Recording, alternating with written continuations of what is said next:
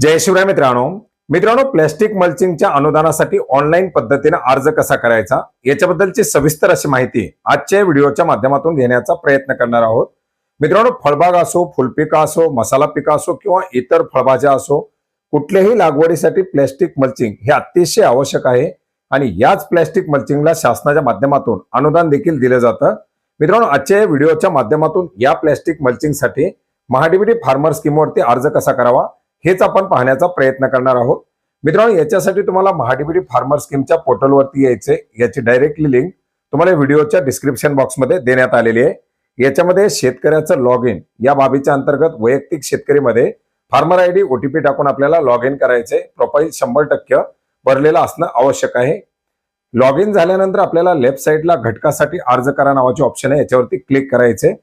घटकासाठी अर्ज करावरती क्लिक केल्यानंतर आपल्याला वेगवेगळ्या योजना राबवल्या जातात, त्याच्याबद्दलची माहिती या ठिकाणी दाखवलेली आहे आणि याच्याच अंतर्गत आपल्याला फलोत्पादनच्या अंतर्गत या प्लॅस्टिक मल्चिंगसाठी अर्ज करता येणार आहे।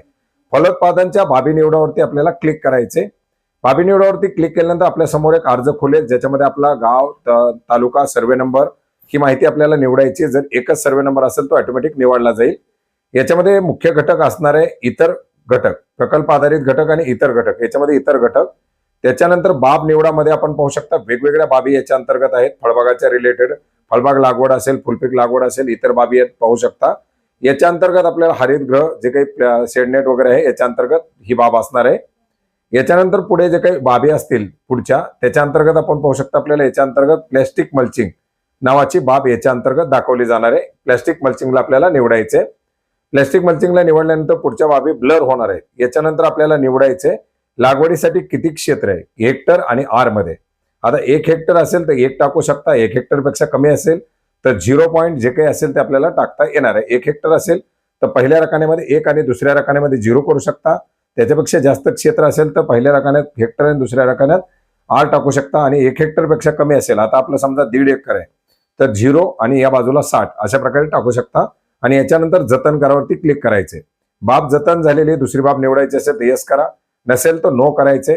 आता नो केल्याबरोबर पुन्हा एकदा आपल्याला मुख्य पृष्ठावरती घेतलं जाणार आहे, ज्या ठिकाणी आपल्याला अर्ज सादर करा नावाची ऑप्शन दाखवलेली आहे। या अर्ज सादर करावरती आपल्याला क्लिक करायचे। अर्ज सादर करावरती क्लिक केल्यानंतर काय होणार आहे, आपल्याला काही सूचना दाखवल्या जातील, त्या सूचना पाहायच्यात, वाचायच्यात, ओके करायचे आणि याच्यानंतर पहावरती क्लिक करायचे।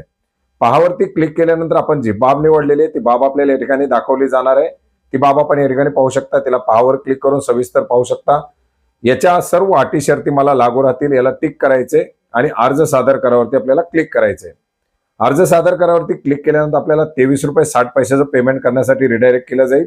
जर आपण पेमेंट केलेलं नसेल आणि पेमेंट केलेलं असेल तर देयक यशस्वी म्हणून दाखवलं जाणार आहे। एका वर्षामध्ये महाडीबीटीवरती फक्त एकदाच पेमेंट करावं लागतं। जर आपण पेमेंट केलेलं नसेल तर पेमेंट करावं आणि असेल तर आपल्याला पुन्हा पुन्हा पेमेंट करायची गरज पडणार नाही। आता आपण पाहू शकता मी अर्ज केलेल्या बाबीच्या अंतर्गत आपला हा घटक या ठिकाणी समाविष्ट झालेला आहे आणि हा वेट लिस्ट मध्ये। आता याचे पुढे लक्षांक आल्यानंतर आपली निवड केली जाईल आणि निवड झालेल्या शेतकऱ्यांना याच्या अंतर्गत कागदपत्र अपलोड करण्यासाठी सांगितलं जाईल। मित्रांनो, अशा प्रकारे या महत्त्वाच्या अशा योजनेकरता आपण ऑनलाईन पद्धतीने अर्ज करू शकता। मोठ्या प्रमाणात शेतकरी प्लॅस्टिक मल्चिंगचा वापर करत आहेत, परंतु मोठ्या प्रमाणात लक्षांक असताना देखील शेतकरी या प्लॅस्टिक मल्चिंगच्या अनुदानाचा लाभ घेत नाहीत आणि या योजनेचा जास्तीत जास्त लाभ घेतल्यास शेतकऱ्यांना नक्कीच एक चांगला फायदा मिळू शकतो। धन्यवाद।